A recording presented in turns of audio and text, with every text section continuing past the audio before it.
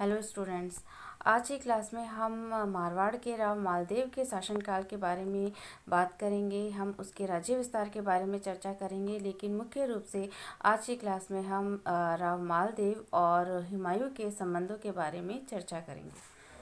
राव मालदेव का शासनकाल 1531 से 1562 ईस्वी तक माना जाता है और राव मालदेव मारवाड़ के राव गंगा का ज्येष्ठ पुत्र था। उसका जन्म दिसंबर 1511 ईस्वी में हुआ था और उसकी माता सिरोही के देवड़ा शासक जगमाल की पुत्री थी। मालदेव ने सोजत के युद्ध में विजय प्राप्त कर गंगा के जीवन काल में ही स्वयं को एक कुशल सेनापति के रूप में पेश कर दिया। सेवकी के युद्ध में मालदेव द्वारा अपनी वीरता से विजय हासिल की गई। Doctor G.H. ओझा, डॉक्टर गोपीनाथ शर्मा, पंडित विश्वेश्वर नाथ रेऊ आदि इतिहासकारों का यह मानना है कि मालदेव ने अफीम की पिनक के में झरोके में बैठे राव गंगा की धक्का मारकर हत्या कर दी थी। पिता की हत्या के कारण उत्पन्न विरोध को टालने के लिए उसने अपना राज्याभिषेक समारोह सोजत में आयोजित कराया। जब धीरे धीरे वातावरण अनुकूल हो गया तो मालदेव ने जोधपुर आना जाना और रहना आरंभ किया। मारवाड़ की सेनाओं द्वारा मालदेव के नेतृत्व में खानवा के युद्ध में भाग लिया गया।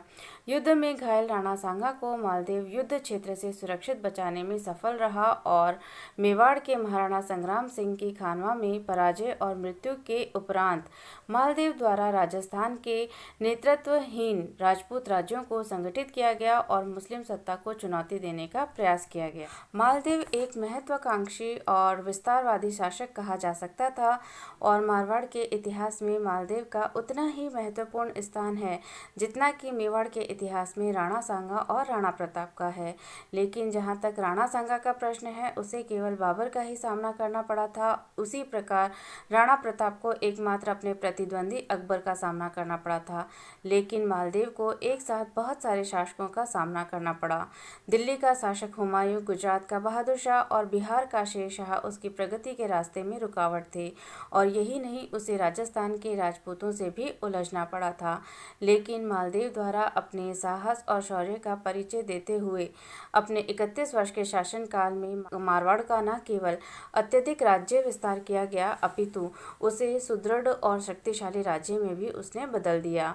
निसंदेह राणा सांगा की मृत्यु के उपरांत कुछ समय के लिए मेवाड़ की छवि धूमिल हो गई थी, लेकिन राव मालदेव के नेतृत्व में मारवाड़ के राठौड़ों ने अपनी अपूर्व शक्ति अर्जित कर ली और उनके राज्य की सीमा दिल्ली के निकट तक पहुंच चुकी थी और इसीलिए समकालीन भारतीय इतिहासकारों द्वारा मालदेव को हिंदुस्तान का हशमत वाला शासक कहा गया है। यदि हम बात करें उत्तर भारत की तत्कालीन राजनीतिक स्थिति की, तो उत्तर भारत की तत्कालीन राजनीतिक स्थिति ने भी मालदेव को अपनी विस्तारवादी नीति में सहयोग दिया। बाबर का उत्तराधिकारी हुमायूं विलासी और अयोग्य था और इस समय गुजरात के सुल्तान बहादुर शाह और अफगानों के नेता शेर खां सूर से उलझा हुआ था। खानवा युद्ध में पराजय और राणा सांगा की मृत्यु के उपरांत राजपूत राज्य नेतृत्व विहीन हो चुके थे और मेवाड़ में आंतरिक संघर्ष आरंभ हो चुका था। आमेर के कछवाहा और बीकानेर के राठौड़ों में मालदेव की विस्तारवादी नीति को रोकने का सामर्थ्य नहीं था। ऐसी अनुकूल परिस्थितियों में मालदेव ने राजस्थान में सर्वोच्चता स्थापित करने का प्रयास किया। अब हम बात करते हैं मालदेव द्वारा राज्य विस्तार की। तो मालदेव ने तत्कालीन उत्तर भारत की परिस्थितियों का लाभ उठाकर विस्तारवादी नीति का अनुसरण किया। उसने जैसलमेर के भाटी शासकों से 1533 ईस्वी में फलौदी छीन लिया। नागौर के शासक दौलत खां को हराकर 1535 ईस्वी में मालदेव ने नागौर पर अधिकार कर लिया। 1536 ईस्वी में उसने सिरवियों को हराकर बिलाड़ा को अपने अधिकार में लिया। 1538 ईस्वी में जब सिवाना का घेरा डाला गया तो वहां के शासक डूंगर सिंह को रसद समाप्त हो जाने के कारण किला छोड़ना पड़ा। मालदेव ने 1539 ईस्वी में भद्रजोन पर आक्रमण कर दिया, जहां सिंघल वीरा का शासन था। मेड़ता का वीरम देव उसके साथ था। वीरा मारा गया। मालदेव ने सिंघलों से रायपुर भी छीन लिया। मालदेव द्वारा बिलोचियों के आक्रमण के समय जालोर शासक सिकंदर खां की मदद की गई थी, लेकिन वो इस उपकार को भूल गया और जोधपुर राज्य के क्षेत्रों में उपद्रव करने लगा। इसीलिए राठौड़ बीदा के नेतृत्व में 1539 ईस्वी में मालदेव ने सेना भेजकर जालोर को अधिकार में ले लिया। मालदेव द्वारा मारवाड़ के क्षेत्रों पर भी अधिकार किया गया। प्रारंभ में मेवाड़ के शासक उदय सिंह और मालदेव के बीच मैत्री संबंध थे और नैन्सी के ख्यात और वीर विनोद के अनुसार मालदेव द्वारा उदय सिंह को मनवीर के विरुद्ध सहायता दी गई थी। लेकिन शक्तिशाली मेवाड़ मालदेव की महत्वाकांक्षा पूर्ति में बाधक हो सकता था, इसीलिए मालदेव ने मेवाड़ की दुर्बलता का लाभ उठाकर बदनौर, कौसीथल, बीसलपुर, मदारिया, जहाजपुर आदि परगनों को अधिकार में ले लिया। मेड़ता का शासक राव दूधा का पुत्र वीरमदेव था और राव गांगा के जीवन काल में ही एक हाथी को लेकर राजकुमार मालदेव और वीरमदेव के बीच शत्रुता हो चुकी थी। हालांकि मालदेव के सिंहासन पर बैठते ही वीरमदेव द्वारा उसकी अधीनता स्वीकार कर ली गई, लेकिन मालदेव ने नागौर के खान पवारों और बरसिंह के पुत्रों को उकसाकर मेड़ता पर आक्रमण करवा दिया। वीरमदेव द्वारा उन्हें पराजित कर दिया गया और अजमेर पर भी अधिकार कर लिया गया। मालदेव ने उससे अजमेर देने की मांग की, लेकिन वीरमदेव ने इसे अस्वीकार कर दिया। मालदेव ने मेड़ता पर आक्रमण कर उस पर अधिकार कर लिया और वीरमदेव अजमेर की ओर भाग गया। 1538 ईस्वी में मालदेव ने अजमेर पर भी अधिकार कर लिया। उसकी सेना ने चाकसू, सांबर, लालसोट आदि परगनों पर भी अपना अधिकार कर लिया। टोंक और डीडवाना पर भी राठौड़ों का अधिकार हो गया। वीरमदेव भागकर रणथंभौर के हाकिम से मिला, जिसने उसे शेरशाह सूरी की शरण में पहुंचा दिया। प्रारंभिक विजयों ने मालदेव को राजस्थान में सर्वोच्चता स्थापित करने के लिए प्रेरित किया और मेड़ता के उपरांत उसने बीकानेर विजय करने का निश्चय किया और बीकानेर का शासक जैतसी था। मालदेव ने 1541-42 ईस्वी में कुंपा के नेतृत्व में एक विशाल सेना बीकानेर विजय के लिए भेज दी। जैतसी साहिबा के युद्ध में पराजित हो वीर गति को प्राप्त हुआ। उसका पुत्र कल्याणमल राज्य प्राप्ति हेतु शेरशाह की शरण में चला गया।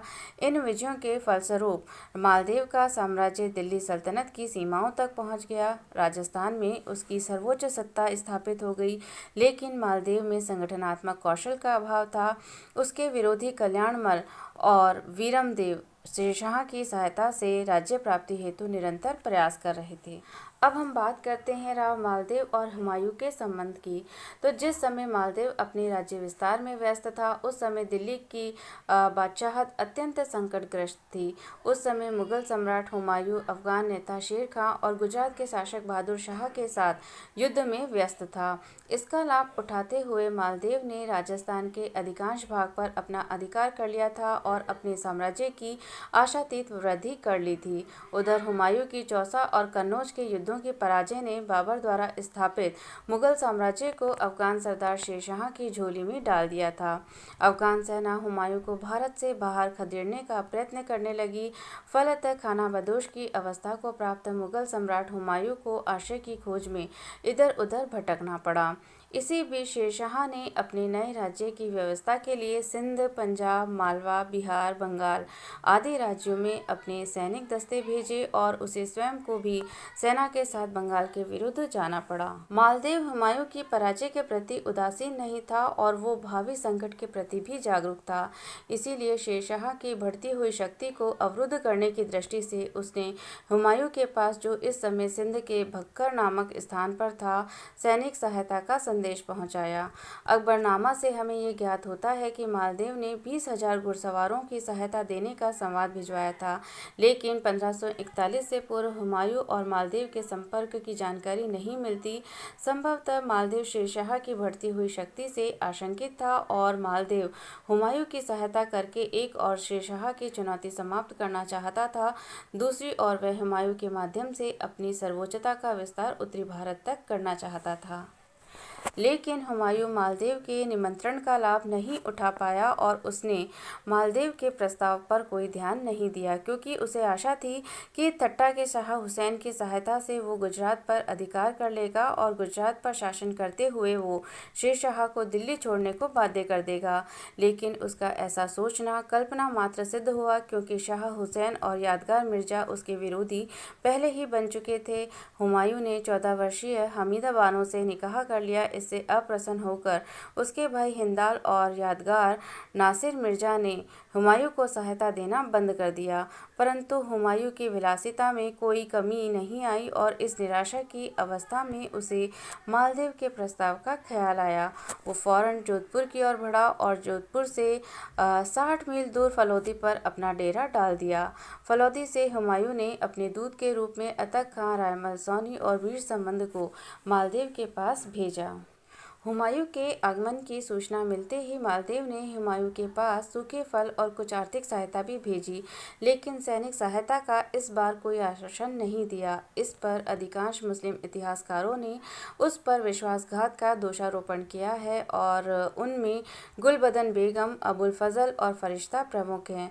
लेकिन मालदेव ने इस बार सैनिक सहायता देने का आश्वासन न देकर विश्वासघात नहीं किया था। एक तो सैनिक सहायता के वायदे को 13 माह व्यतीत हो चुके थे और इन 13 महीनों में उत्तरी भारत की राजनीतिक अवस्था बहुत बदल चुकी थी।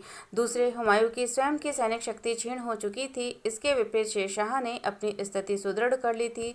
चौथे, बीकानेर का राव कल्याणमल और मेड़ता का वीरमदेव शेरशाह से जा मिले थे और शेरशाह को मालदेव पर आक्रमण करने के लिए प्रेरित कर रहे थे। ऐसी अवस्था में मालदेव द्वारा हुमायूं को सैनिक सहायता देकर शेरशाह से सीधी शत्रुता लेना था, परंतु सैनिक सहायता का आश्वासन न देने पर भी मालदेव ने बीकानेर का क्षेत्र अवश्य देने की बात कही थी।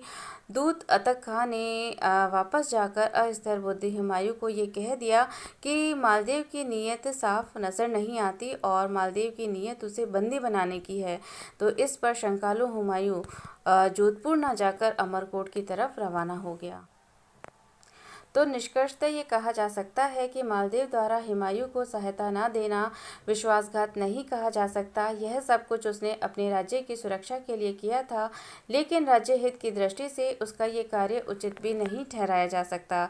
सुप्रशासक और कूटनीतिज्ञ की हैसियत से उसे ये पूर्वाभास कर लेना चाहिए था कि शेरशाह के साथ उसका युद्ध अवश्यंभावी है।